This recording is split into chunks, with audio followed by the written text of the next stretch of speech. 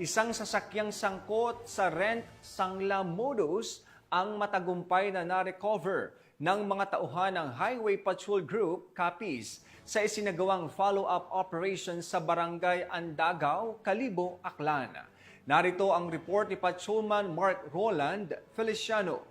Sa mas pinaigting na operasyon ng PNP Highway Patrol Group sa pagsugpo kontra karnaping, isang sasakyang Mitsubishi Montero ang matagumpay na na-recover ng mga operatiba ng HPG CAPIS sa pangunguna ng kanilang provincial officer na si Police Captain Pedro T. Macababa Jr. sa Barangay Andagaw, Kalibo, Aklan nitong nakarang araw. Ito naman ang panayam ni Police Captain Macababad sa nasabing operasyon. Survey na si Hito Presolano ay nagtungo sa opisina ng Regional Highway Patrol Unit 6 Investigation Section upang itulog ang kanyang reklamo regarding sa kanyang sasakyan na pinakakilahan noong April 2024 sa halagang 45,000 kada buwan. Ngunit ito ay hindi na binayaran at napag-alaman na ang nasabing sasakyan ay isinangla sa isang alias itik sa bandang Kalibo. So agad-agad na nag-conduct tayo ng verification at saka investigation at natuntun natin ang sasakyan sa Kalibo. So agad kami nagtungo sa nasabing lugar kung saan sinanda ang sasakyan.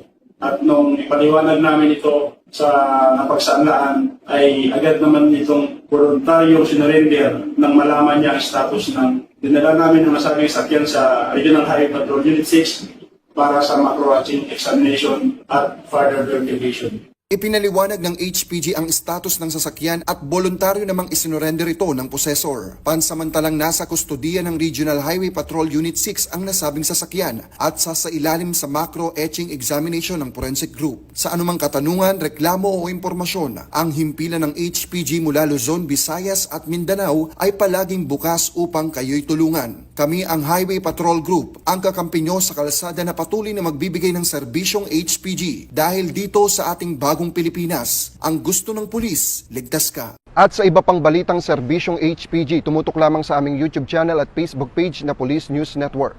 Mula sa tanggapan ng kakampi nyo sa kalsada, ako po si Patrolman Mark Roland Feliciano para sa Police News Network, alagad ng batas, tagataguyod ng balitang pulis.